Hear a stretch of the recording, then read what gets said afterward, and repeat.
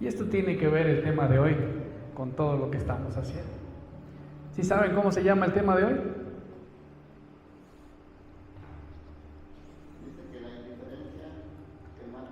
La indiferencia que mata. Lo mandaron ayer en el grupo, antier, ayer, y nadie lo vio, pero bueno, por eso vamos a hablar de esto.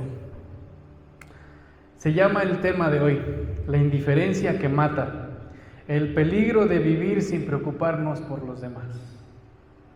Y está fuerte, hermanos. De verdad, hace 8 días tuve reunión con los pastores en Pachuca y hablaron sobre esto. Y me quedé picado con ese tema. Es algo complicado, algo difícil en todas las congregaciones, no nada más en esta. Pero vamos a orar. Inclina tu rostro, Padre. Te damos gracias, Dios, esta mañana, Dios. Yo te pido, Dios, que sea tu Espíritu Santo hablando a nuestras vidas, que podamos llevar a cabo, Dios, lo que aprendemos, Dios. Que no hagamos esa indiferencia, Dios, en nuestras vidas, en nuestra manera de vivir, en nuestra manera de ser, Dios. Te agradezco, Dios, por mis hermanos, Dios. Bendice a cada uno de nosotros. Te damos gracias en el nombre de Jesús. Amén. Acompáñame a Génesis 4:9.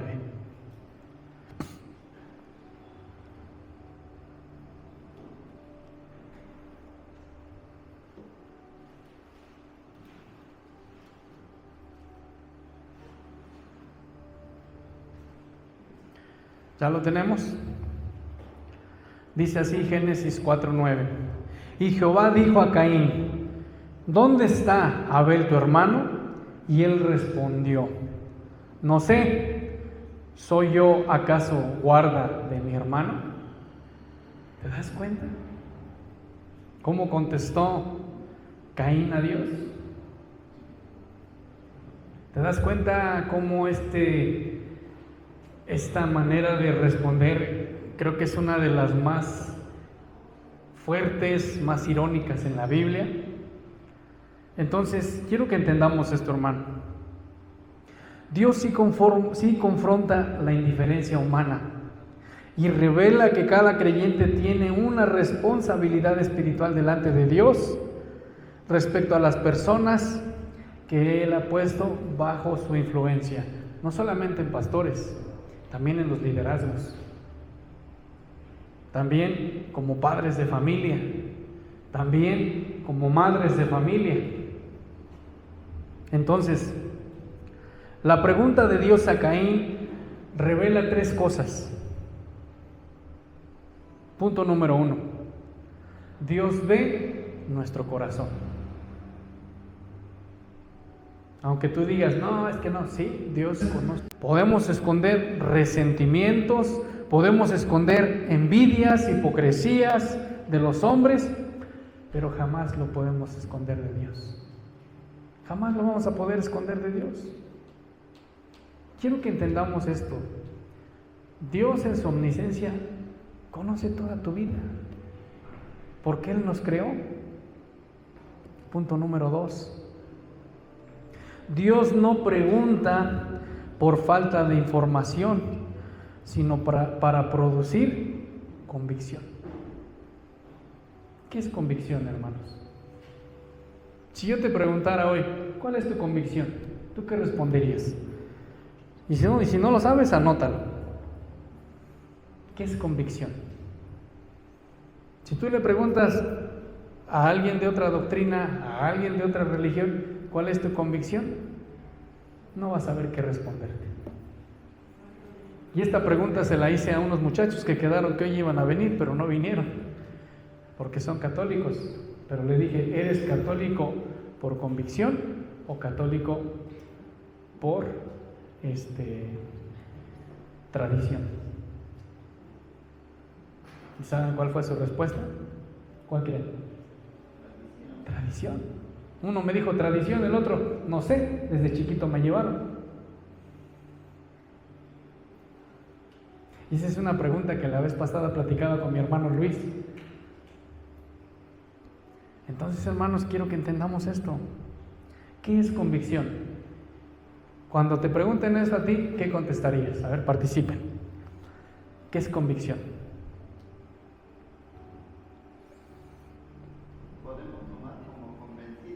¿Convencido?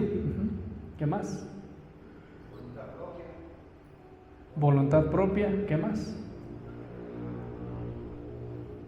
La convicción no es solamente sentir culpa o emoción, sino es cuando el Espíritu Santo ilumina el alma para que vea las cosas como Dios las ve. ¿En qué sentido?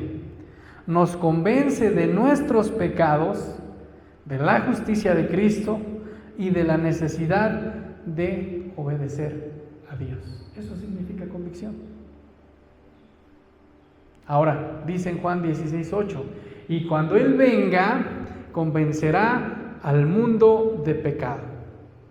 El Espíritu Santo es quien convence. Y también dice de justicia y de juicio. Entonces, la convicción es una verdad divina grabada en el corazón que transforma la manera de pensar, vivir y actuar. Esa es la convicción. Convencimiento propio. Vamos de nuevo a Génesis 4:9, ya lo vimos. Y Dios le dice a Caín, ¿dónde está Abel, tu hermano? Dios sabía perfectamente dónde estaba Abel. Entonces, ¿por qué Dios lo preguntó? Si Dios ya sabía que lo había matado, ¿por qué preguntó? ¿Sí sabes por qué? Porque Dios usa preguntas para llevar al hombre al arrepentimiento. Cuando se la dijo a Adán, Adán, ¿por qué te escondes? Él ya sabía. ¿Y cuál fue su respuesta de Adán? Tuve miedo y me escondí. Lo llevó al arrepentimiento. ¿Sí estamos entendiendo? Entonces, Dios usa esas preguntas y lo hizo con Adán. Ahora, Génesis 3:9, ¿dónde estás tú? Lo hizo con Elías también. En Primera de Reyes 19:9, ¿qué haces aquí?, le dijo Elías. Lo hizo con Job también. Job 38:4, ¿dónde estabas tú cuando yo fundaba la tierra? Son preguntas que hace para arrepentimiento. Ahora, Dios no pregunta porque ignora. Dios pregunta porque te confronta. Y está confrontando a Caín. Caín, ¿dónde está tu hermano? La pregunta es como un espejo. Como cuando tú le preguntas al espejo, ¿me veo bonito? ¿Me veo guapo? ¿Me veo bonita? Es así, hermanos. Entonces, Dios obliga a Caín a enfrentarse consigo mismo. ¿Por qué? Porque antes de restaurar al hombre, Dios tiene que desenmascararlo. Tiene que salir la verdad. Ahora dice en Hebreos 4:13, y no hay cosa creada que no sea manifestada en su presencia. Antes bien, todas las cosas están desnudas y abiertas a los ojos de aquel quien tenemos que dar cuentas. Entonces, hermanos, tenemos que entender que todas las cosas están desnudas y abiertas a los ojos de Dios, aquel a quien tenemos que dar cuentas.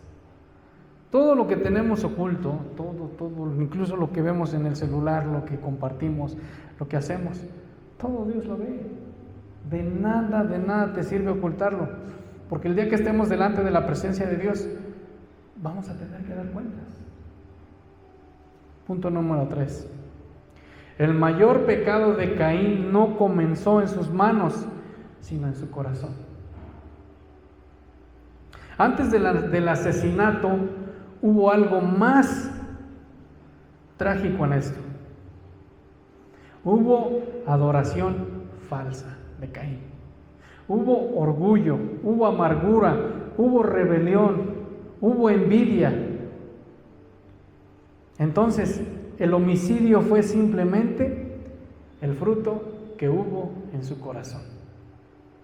Cuando ellos ofrendaban a Dios, dice que Abel llevaba lo más gordo, lo más sano, lo más bonito, lo más presentable para Dios. Y Caín llevaba así como que, para que no esté molestando. Entonces, desde ahí empezaba todo. Ahora, la raíz estaba mucho más profunda, mucho más abajo en su corazón. Dice Génesis 4:5, y se ensañó Caín en gran manera.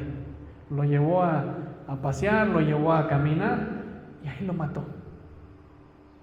Ahora, esta palabra se ensañó implica arder en ira o en coraje. Se ensañó. Esa palabra a veces la ocupamos mucho nosotros. Es que ya te ensañaste con esa persona, en ira, en coraje, en enojo. Es decir, consumirse interiormente. Entonces, iglesia, tenemos que entender que la ira nunca tratada se convierte en destrucción. La ira nunca tratada se convierte en destrucción. ¿Cuántas familias han sido destruidas por esto? Por la ira. Acompáñame a Efesios 4 del 26 al 27.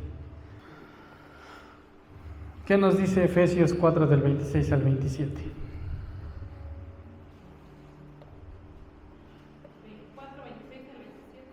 4, 26 al 27. Airaos, pero no pequéis, no se ponga el sol vuestro enojo, ni deis lugar al diablo. Gracias. Airaos, pero no pequéis. ¿Puedes enojarte? Sí, pero no llegues al punto de pecar. Y es lo que pasó con Caín. Se airó, se ensañó con su hermano y llegó al pecado. Lo mató. Porque la Biblia dice, no matarás. También en Santiago 1 del 14 al 15, ¿qué nos dice? Si alguien me puede ayudar. Santiago 1 del 14 al 15.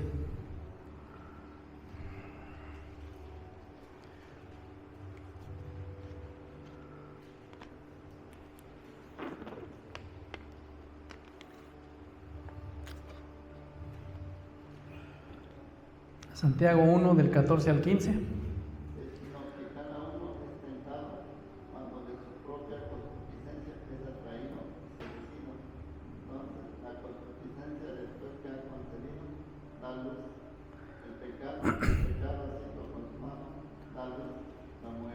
Gracias.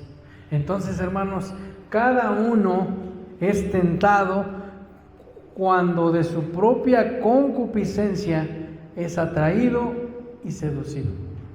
Concupiscencia es pecado. Cada uno es tentado. Cuando nos enojamos, ¿controlamos nuestra ira? ¿O no? Algunos saben disimular y algunos no sabemos disimular nuestra manera de enojarnos. Algunos nos exaltamos, algunos se quedan callados, algunos lo dan a demostrar, pero es una manera que cada uno de nosotros tenemos. Quiero que observemos algo. La tentación, el deseo, el pecado, la muerte. Todos esos son cosas que traemos en nuestro corazón. Las tentaciones. Dice la Biblia que todos los días pelea el Espíritu Santo con la carne. El deseo. Entonces, hermanos, podemos ver que la misma progresión aparece en Caín. Caín le dio coraje que su hermano daba lo mejor. Caín tenía coraje contra su hermano Abel. Y lo dice en la Biblia. ¿Quién daba la mejor ofrenda a Dios? Punto número 4. El pecado nos hace perder el amor por nuestro hermano. Dios le dice a Caín, ¿dónde está Abel tu hermano? Dios enfatiza la relación, no dijo, ¿dónde está Abel? Dijo, ¿dónde está tu hermano? Porque Dios está recordándole aquello que olvidó. El pecado siempre nos hace olvidar quiénes son nuestros hermanos. Los chismes, las cosas que hemos hablado en contra de ellos. Y es algo que pasa, dijeran, hasta en las mejores familias. Y cuando nosotros pasamos por una situación así, yo le decía a mi esposa, dice, es que andan hablando mal de nosotros, es que andan haciendo esto. Tú no digas nada. Dios nos va a levantar en honra. Y Dios sabe que no estamos haciendo daño. Mejor vamos a orar por ellos. Vamos a pedirle a Dios. Tampoco vamos a decirle a Dios, Dios, que le caiga un rayo a ese hermano o a esa persona. No, hermanos, pero sí vamos a orar. Dios, restaura su corazón. Perdónalos. Entonces, Dios le dice, ¿dónde está tu hermano? Porque Dios le está recordando aquello que olvidó. Entonces, cuando el amor desaparece, hermanos, el hermano se convierte en rival. El amigo se convierte en amenaza. El prójimo se convierte en estorbo. Y esto lo he vivido muchas veces, muchas situaciones, no solo en iglesias, sino en familias también. ¿Sabes cuántas personas se han dividido por un terreno, por una casa, por un carro? Hasta por 10 centímetros de terreno. No es que me estás invadiendo mi casa. ¿Sabes cuántas personas se han dividido por esto? Muchas. Entonces, cuando el amor se acaba, el prójimo se convierte en estorbo. No estoy hablando nada más de hermanos en Cristo, estoy hablando de familia. Vamos a 1 de Juan 3:12.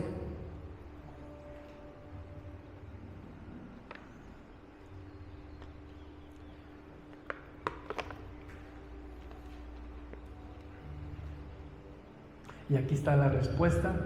¿Por qué Caín mató a Abel? 1 de Juan 3:12. ¿Qué nos dice? No como Caín, que era del maligno y mató a su hermano. ¿Y por qué causa le mató? Porque sus obras eran malas y las de su hermano justas. Gracias. ¿Te das cuenta? ¿Por qué mató Caín? Porque él era injusto. Juan nos muestra algo bien importante. Caín manifestó la naturaleza del maligno, porque Satanás odia, a diferencia que Dios ama. Y Caín traía eso en su corazón. Ahora, la palabra de Dios nos dice en 1 de Juan 3:14, nosotros sabemos que hemos pasado de muerte a vida, en que amamos a los hermanos. El que no ama a su hermano permanece en muerte. ¿Te das cuenta? El que no ama a su hermano permanece en muerte.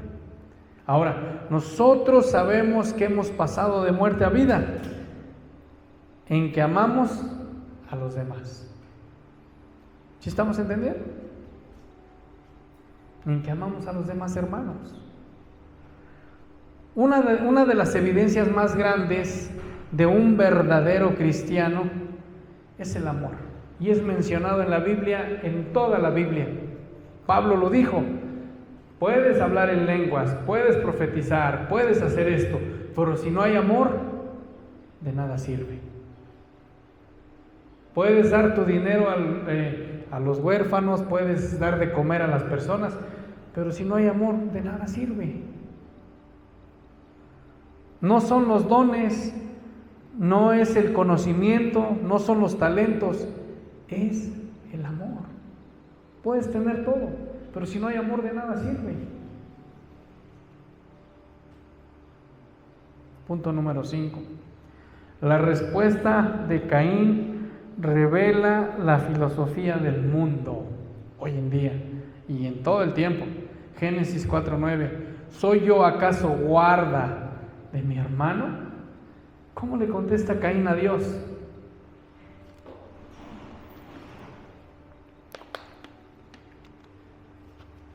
Y es una de las frases más egoístas en la Biblia.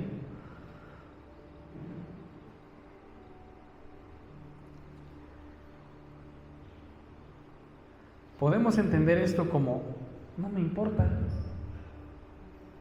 No es mi responsabilidad de estar cuidando por él. Pues cada quien su vida, ¿no? Podemos decir eso. Se puede interpretar como eso. Es más, si quieres podemos decir: ¿y a mí qué me importa si es su vida de él?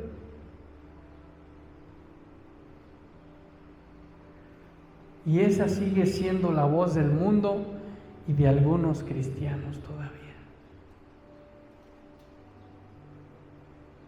Pero jamás ha sido la voz de Cristo. Esas palabras jamás han sido la voz de Cristo. Ahora, dice Filipenses 2:4, no mirando cada uno por lo suyo propio, sino cada cual también por lo de otros. Gálatas 2:6, sobrellevad los unos las cargas de los otros. Romanos 15:1, los que son fuertes debemos soportar la flaqueza de los débiles. Estoy hablando como hermanos en Cristo. Iglesia, tenemos que entender que el verdadero evangelio destruye el individualismo. El Señor Jesucristo jamás enseñó esto: sálvate tú y olvida a los demás. ¿Dijo eso Jesús? No lo dijo. Cristo enseñó: ama a tu prójimo como a ti mismo. Y es uno de los principales mandamientos, o uno de los mandamientos que se resume en toda la ley. Dice primero Dios: amarás al Señor tu Dios con todo tu corazón, con toda tu mente y con todo tu ser. Y el segundo es semejante. Punto número 6. La pregunta de Dios apunta proféticamente a Cristo. ¿A qué se refiere esto? Aquí encontramos la parte más profunda de todo esto. Caín pregunta: ¿soy yo acaso guarda de mi hermano? La respuesta de toda la Biblia es: no. Caín, tú no quisiste serlo, pero un día vendrá uno que sí lo será. Adán falló, Caín falló, Israel falló, los líderes fallaron, pero Cristo nunca falla.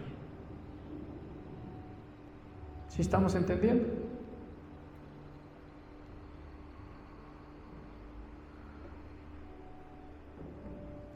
Vamos a Juan 10:11.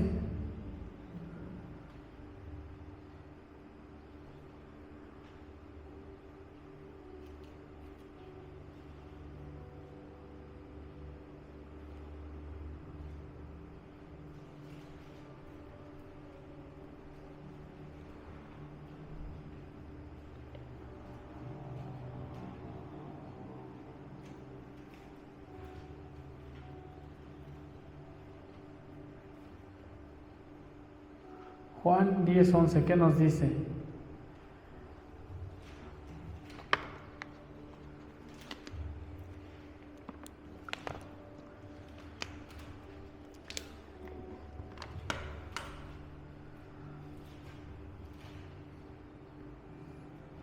Yo soy el buen pastor su vida da por las ovejas. Gracias, el buen pastor su vida da por las ovejas. La palabra pastor significa protector, guardia, cuidador, vigilante. Entonces, lo que Caín se negó a hacer, Cristo decidió hacerlo. Dice en Isaías 53:6, todos nosotros nos descarriamos como ovejas, pero Cristo vino a buscarnos. También Lucas 19:10 dice, porque el Hijo de Hombre vino a buscar y a salvar lo que se había perdido. Pero Caín llevó a su hermano al campo para matarlo. A lo que Cristo fue al monte del Calvario para morir por nosotros, fue algo diferente. Cristo fue al monte Calvario para morir por nuestros pecados, por redención de nuestros pecados, y Caín llevó a su hermano al campo para matarlo. Punto número 7. La sangre de Abel y la sangre de Cristo. Dice Génesis 4:10, la voz de la sangre de tu hermano clama a mí desde la tierra. La sangre de Abel habla. Pero siglos después, otra sangre sería derramada. Hebreos 12:24, ¿qué nos dice?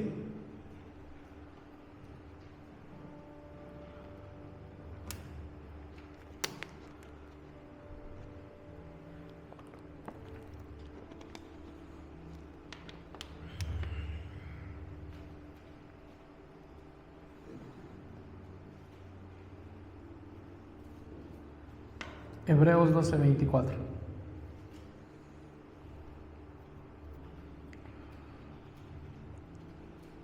A Jesús el mediador del nuevo pacto, que la sangre rociada llama mejor que la de Abel. Gracias. La sangre de Abel clamaba justicia. La sangre de Cristo clama perdón. Es muy diferente. Entonces, iglesia, la sangre de Abel pedía condenación y la sangre de Cristo ofrece reconciliación. ¿Sí estamos entendiendo? La sangre de Abel revelaba culpabilidad, pero la sangre de Cristo limpia toda culpa.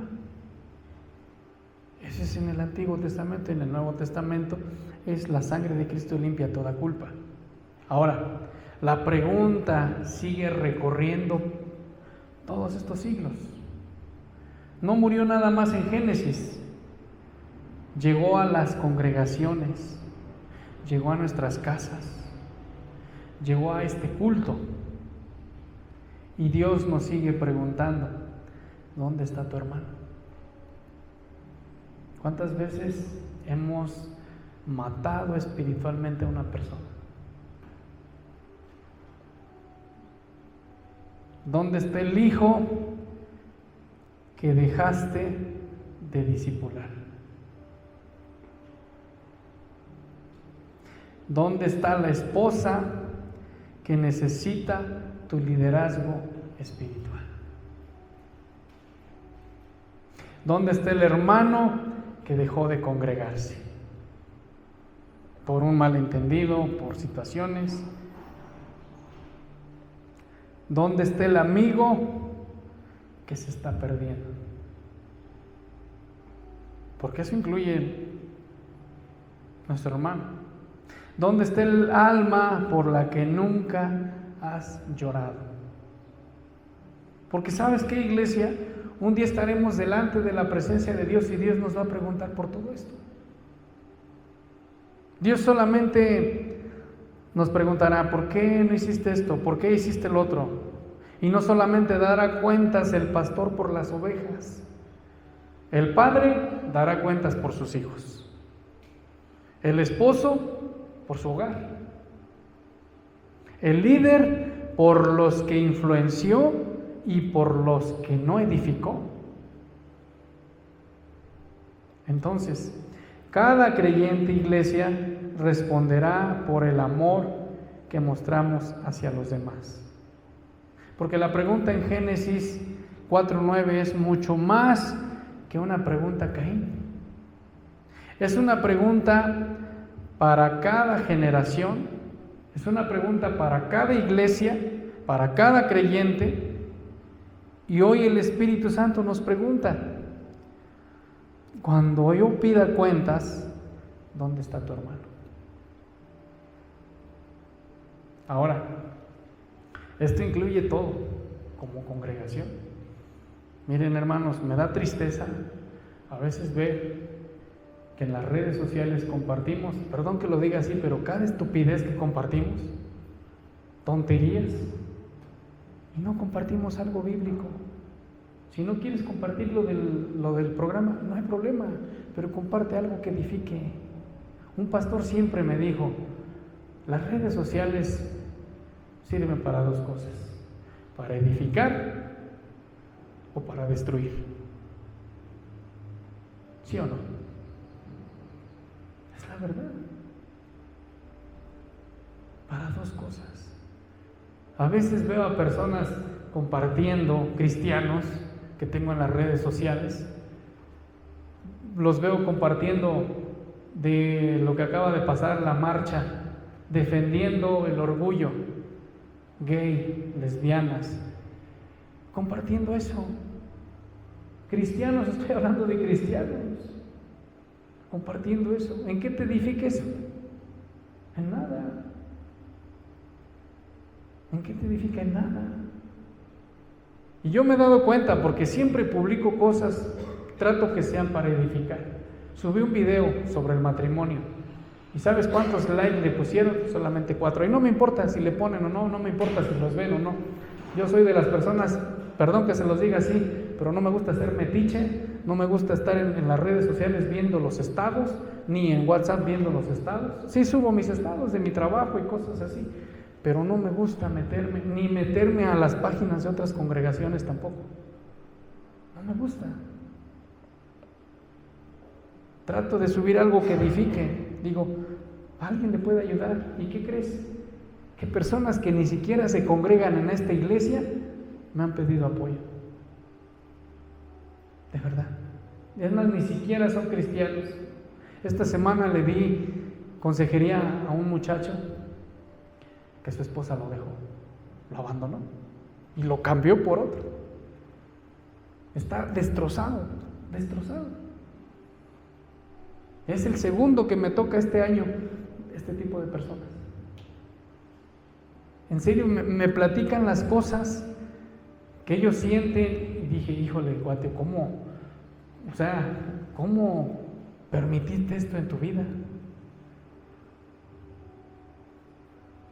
El muchacho que acabo de darle consejería, él dice que se casaron a los 19 años. Prácticamente fue el único novio de la muchacha. Y le dije, pues ahí está la razón, porque ella no vivió lo que tenía que vivir. No digo que tuvo que haber tenido muchos novios, no, pero me refiero a que dice que ella siempre fue muy reservada, fue muy calmada para hacer las cosas.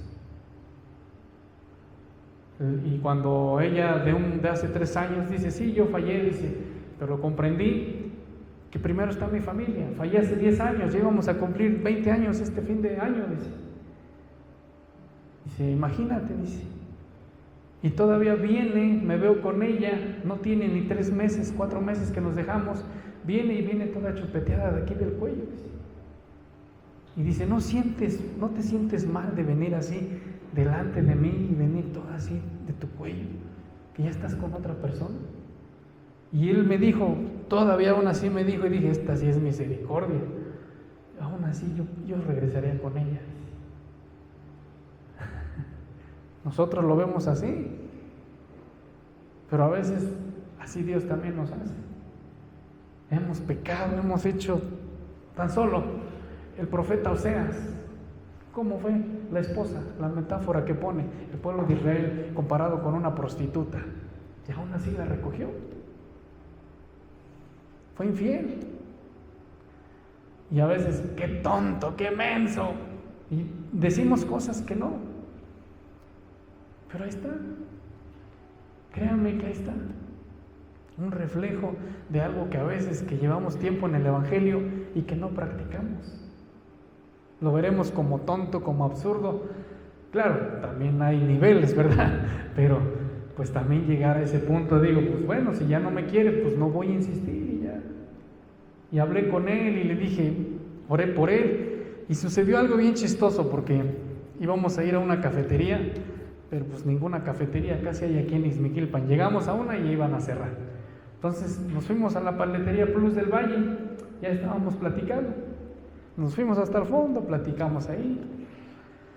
En eso les incomodó a las personas que estaban ahí atendiendo, a los muchachos que atienden en la paletería. No estoy hablando de las personas que estaban comiendo. A los que atienden en la paletería les incomodó que le estuviera hablando yo de la palabra de Dios. ¿Y saben qué hicieron? Le subieron el volumen a su música y puro corrido, puras canciones de dolor y despecho pusieron. Yo dije, esto viene de Satanás, no es otra cosa más que consejo del diablo. Y él se puso a llorar, se puso a decirme, dice, ayúdame, dice. Digo, es que yo puedo orar por ti, puedo decirte muchas cosas, pero aquí el que tiene que tomar la decisión de seguir a Cristo eres tú. De nada sirve que yo esté orando por ti si tú no quieres transformar tu vida. Y me acordé de este tema. ¿Dónde está tu hermano? ¿Dónde están esas personas? Hoy Toño no pudo venir, me habló ayer en la noche y me dijo, no, posiblemente no puede ir mañana, lo que pasa es que tenemos una reunión, como es delegado de ahí de Remedios. Y ese hombre le ha llovido, le ha llovido como no te imaginas, en serio, pero aún así puedo ver la misericordia de Dios en la vida de ese hombre. Todavía, que día estábamos platicando con mi esposa, y dice, ¿ya viste que a Toñito le dijeron que si podría ser padrino de generación del kinder? Y le dije, no. Dice, es que lo subió en su estado. ¿A poco? Yo como nunca veo los estados, lo subió en su estado. Dije, no lo quiere su esposa, pero por otro lado lo quiere mucho. Se da a querer mucho con la gente. Y a veces así pasa, pero es la gracia de Dios. Y yo he estado orando por esas personas, por la congregación, y siempre le pido a Dios, Dios, bendice a cada uno de mis hermanos, ayúdales, dale sabiduría, dales entendimiento. Y estoy clamando a Dios. Y me acordé de este tema. Me acordé de este tema. Y me acordé mucho cuando estaba haciendo este tema. Yo le decía a Dios, ¿cómo puedo explicarle a la iglesia que no tenemos que ser indiferentes? Que tenemos que dejar la indiferencia. No me importa lo que haga el hermano, no me importa. A veces, hermanos, bueno, les comento, lo que subimos en las redes sociales edifica a otras personas. Yo subí una vez una publicación, no lo hago con el afán de ofender a nadie, ni con el afán de decir, ay, mi matrimonio es perfecto. No, hermanos, tenemos fallas, tenemos problemas, tenemos tal vez hasta más fallas que tú, mi matrimonio y yo, pero todo se soluciona en una cosa, todo se soluciona en Cristo. Subí una publicación donde era, no me acuerdo, y este muchacho que les comenté, la compartió. Y fue como se acercó a mí y me dijo, oye, yo quiero hablar contigo porque mira, yo vi que subiste esto y tu matrimonio. Le digo, no, mira, eso sí te aclaro, no somos perfectos, le dije, tenemos errores, pero si Dios me permite ayudarte, lo hago con todo gusto. ¿Y sabes cuál fue mi satisfacción? Que él se fue contento, aceptó que yo orara por él y aceptó lo que dice la palabra de Dios. Pero le dije, no nada más es eso. Ahora, busca de Dios. Dice, es que posiblemente este domingo no pueda porque tengo un compromiso de trabajo y cosas así. Pero hermanos, a lo que voy con esto, la indiferencia también es en la congregación. La indiferencia mata. Y no solamente mata al hermano, a veces mata al pastor, a veces mata a los líderes, a veces mata a la persona que menos te imaginas. ¿Y sabes cuánto dolor causa la indiferencia de algunos hermanos, de algunos líderes? No te imaginas. Hay cosas que se guardan, hay cosas que uno guarda y dice, bueno, no para echárselas en cara después, pero se quedan esas heridas. Aún así, queda esa herida marcada, aunque ya haya cerrado, queda marcada. Y es algo que tenemos que entender. Por eso le puse este tema, la indiferencia que mata. A veces Dios nos pregunta, ¿dónde está tu hermano? ¿Dónde está? ¿Dónde está?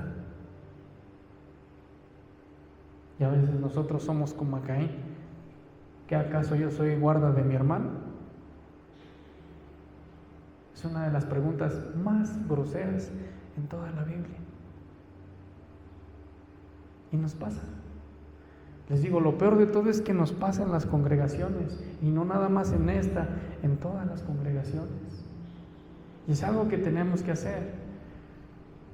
Quiero que te pongas de pie y acompáñame a Romanos 12 del 4 al 5. Quiero que entendamos esto. Romanos 12 del 4 al 5.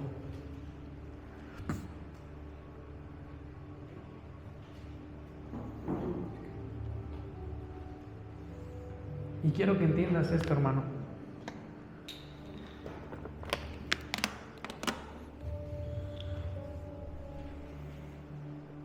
No por mí, no, hermano.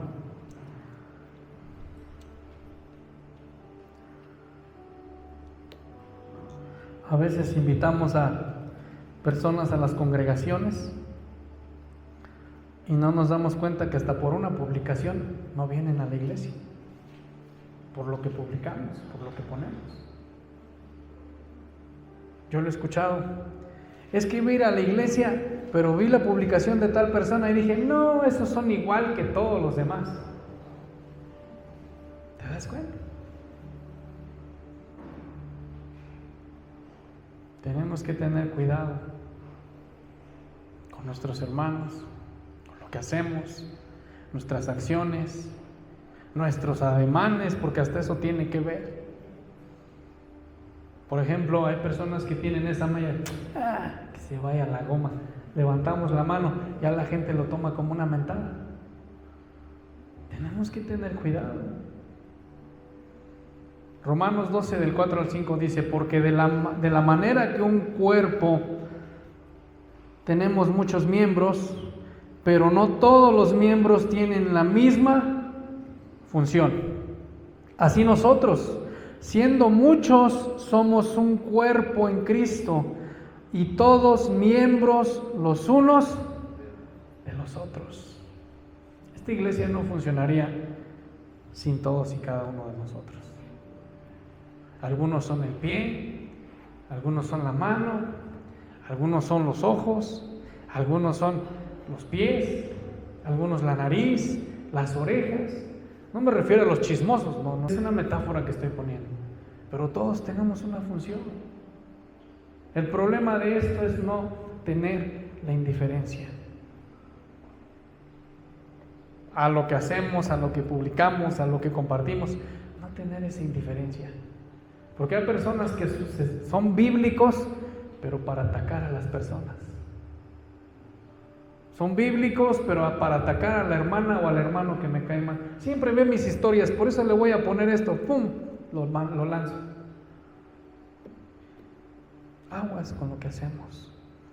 No debemos de ser indiferentes.